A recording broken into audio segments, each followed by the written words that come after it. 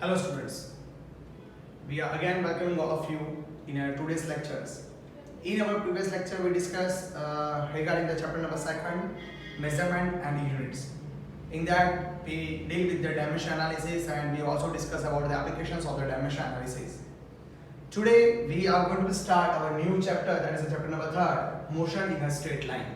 It means that initially what we want to say that we have to deal with the motion. Motion is a very important concept in a universe, in a physics. When we say or when we just look at this word, we can find out that everything in this universe is in a motion. If we just focus on the earth is moving around the sun is moving around the galaxy, and galaxy itself is in a motion. So all the objects in the universe, they are moving either with the sounding of with respect to some other object, or we can say by revolving on its own axis. अर्थ सन के आसपास घूमती है, साथ में वो अपनी own axis के ऊपर भी घूमती है. तो दुनिया की जितनी भी चीजें हैं वो सबकी सब मूविंग कंडीशन के अंदर है, सबकी सब मोशन के अंदर है. यदि एक छोटे से छोटा है जब इलेक्ट्रॉन भी ले लेते हैं तो वो इलेक्ट्रॉन भी न्यूक्लियस के आसपास क्या होता है, मूविंग पोजीशन के अंदर होता है, मूविंग कंडीशन में होता है. आप सबको पता है कि जब हमारा चैप्टर का पहला लेक्चर होता है उस टाइम पे हम सिर्फ बेसिक इंट्रोडक्शन बात करते हैं, चला कुछ नहीं. तो यहाँ पे हमने जो मोशन की बात की कि मोशन मेनली यदि हम देखा जाए तो मोशन क्या होता है, what is the meaning of the motion first. यदि कोई बोले कि सर मोशन क्या होता है, ओके, ऑब्जेक्ट की मोशन की डेफिनेशन क्या, तो आप देखिए motion is a relative concept. यहाँ पे एक चीज लिखी जाती है कि motion is a relative concept. Motion is a relative concept. उसका मीनिंग होता है इट्स रिलेटिविटी.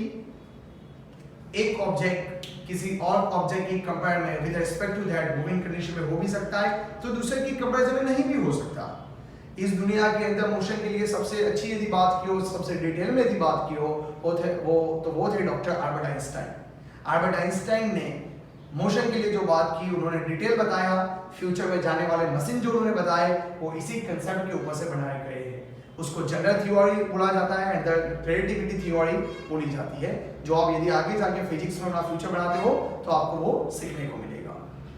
यहाँ पे हम बात करते हैं कि मोशन मैंने बोला इट्स अ रिलेटिव कंसेप्ट, यानी कि with respect to someone we have to deal, we have to focus.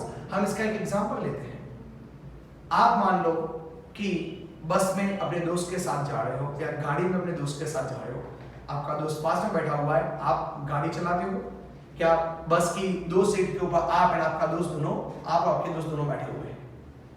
अभी हुआ ऐसा कि बस तो मूविंग कंडीशन के अंदर है, बस मोशन में है, लेकिन आप जब अपने दोस्त को देखो तो आपको ऐसा क्या लगेगा, वो तो आपके पास ही बैठा हुआ है, यानी कि वो आपको स्टेडी नजर आएगा, है ना. गाड़ी आगे जा रही है बट आपका दोस्त आपको क्या आता है, स्टेडी नजर आता है.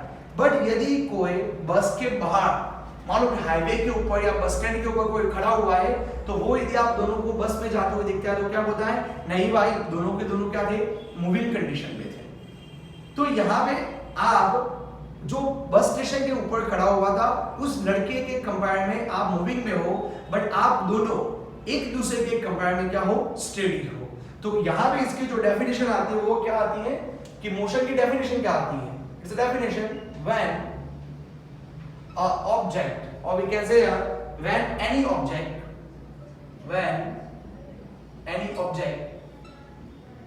change its position, when any object changes its position with respect to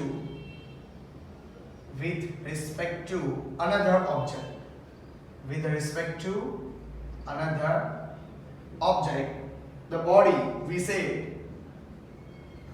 that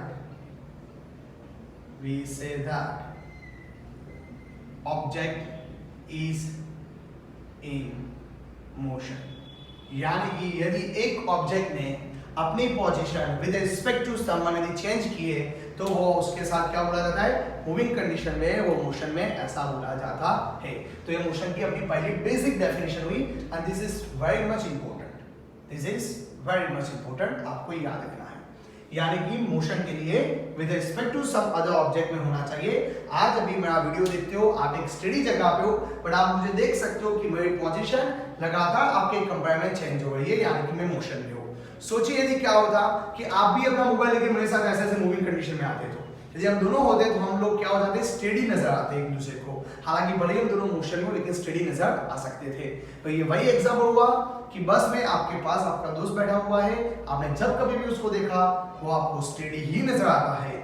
हालांकि बस के साथ उसकी भी कुछ स्पीड है, बट आप दोनों एक दूसरे के कंपेयर में क्या हो, स्टेडी पोजीशन पे हो।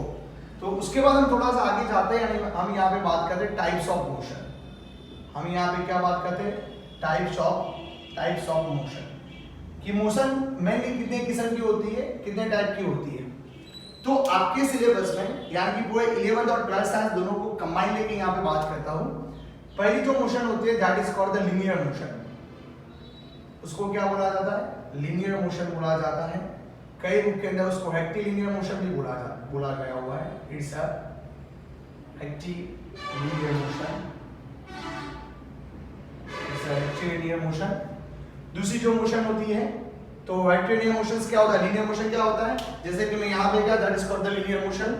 यदि मैं आपके सामने ऐसे आता हूँ तो that is called the linear motion.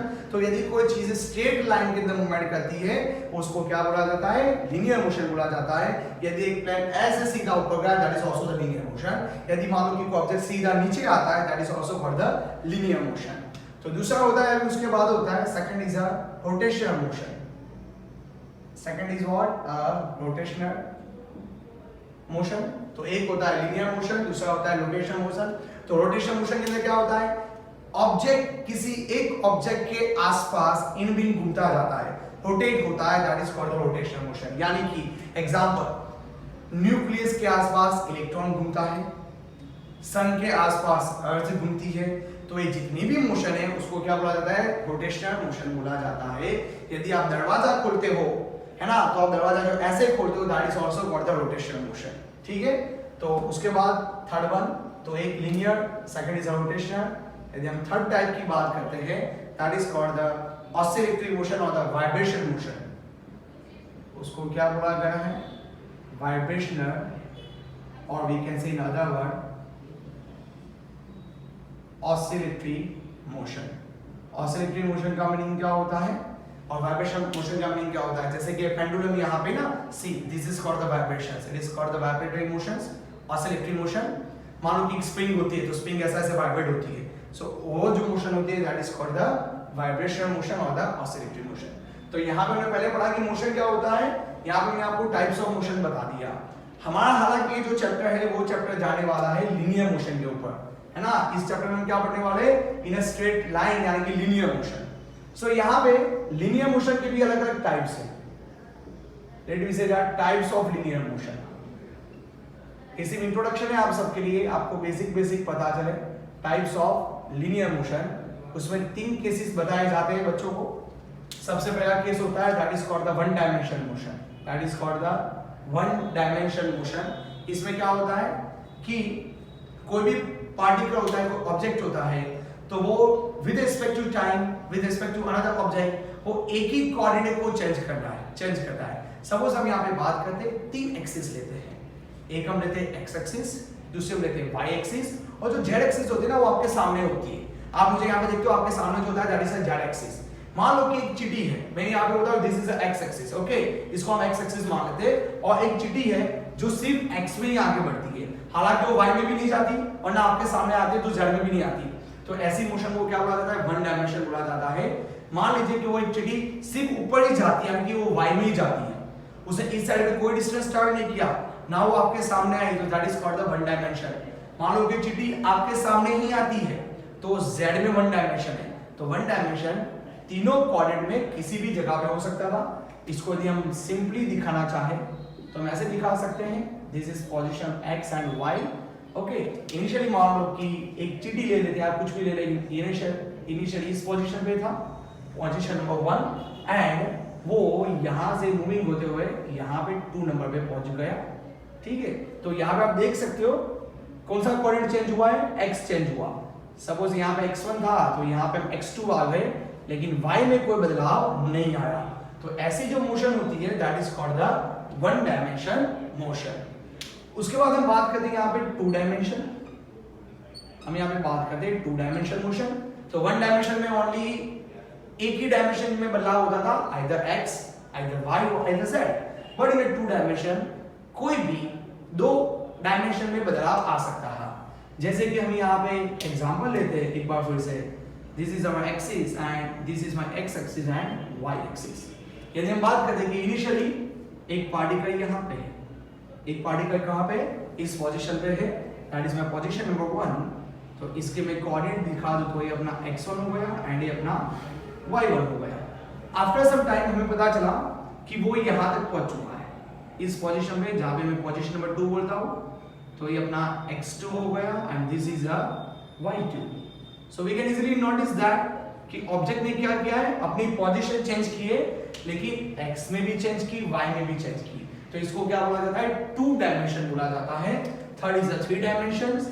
हालांकि थ्री डायमेंशन को बोर्ड पे बनाना मुश्किल होता है, ओके, आइसोमेट्रिक व्यू होते हैं। बट यदि जिस तरह से एक ऑब्जेक्ट ऐसे आया हुआ है, सपोज ऑब्जेक्ट ऐसे आ रहा, तो उसका मतलब क्या हुआ, वो एक्स में भी आगे बढ़ा है, वो हाइट में भी आगे बढ़ा है और वो आपके सामने भी आया हुआ है। सो उस टाइम में जो मोशन होते हैं that motion is a three dimension motion. तो यहाँ पे आज हमने देखा यहाँ पे basically motion, types of motion and types of linear motion, one dimension, two dimension and a three dimension। साथ ही में हम यहाँ पे एक important definition भी आज ले लेते हैं। ओके, चलो उसको हम बोलते हैं frame of reference। चलिए उसको आप ले लेते हैं, नेक्स्ट सेक्शन में तो बाकी कुछ सीखेंगे। frame of reference, most time की definition फैकल्टी हमेशा इसको टेस्ट में या एग्जाम में पूछ लेती है। frame of reference क्या होता है, a place and situation from where observer taking his observation is known as a frame of reference। हाँ बोलेंगे सर कुछ भी समझ में नहीं आया, मैं एक बार यहाँ पे लिख देता हूँ। देखिए, a place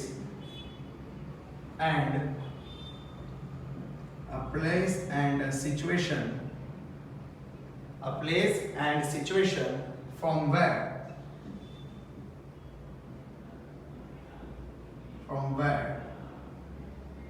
observer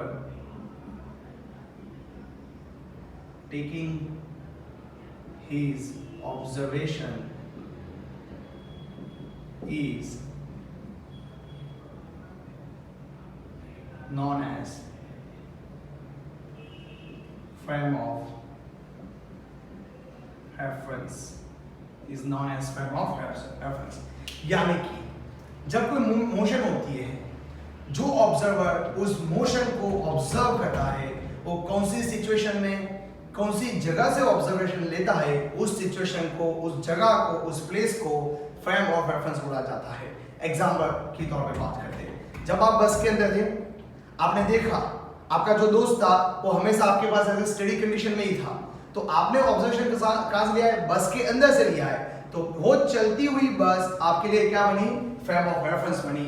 बट उसी बस को ऑब्जर्व किया किसी और लड़के ने आउटसाइड ऑफ द बस, यानी कि स्टेशन पे खड़े होकर उसने वो ऑब्जर्व किया। ओके, तो वो जो बस स्टॉप के ऊपर खड़े होकर उसने जो ऑब्जर्व किया है, वो बस स्टॉप उसके लिए क्या बना, फ्रेम ऑफ रेफरेंस बना। यानी कि सपोज आप अपने मोबाइल के अंदर मेरा वीडियो यहाँ पे देखते हो, आप लैपटॉप लेके बैठे हो और मैं आपके सामने यहाँ पे मूवमेंट करता हूँ, तो आप जो परिस्थिति में बैठे हो, जहां से मेरी मोशन को ऑब्जर्व करते हो, उस परिस्थिति, उस सिचुएशन को, उस जगह को क्या बोला जाता है, फ्रेम ऑफ रेफरेंस बोला जाता है। तो आज हमने चैप्टर का स्टार्ट किया, बेसिक इंट्रोडक्शन की बात की, मोशन क्या होती है, टाइप्स ऑफ मोशन बढ़ाया, types of linear motion and frame of reference. If you have any doubt आप हमें हमारे कमेंट बॉक्स के अंदर भी पूछ सकते हो। Thank you so much to be present in the lecture.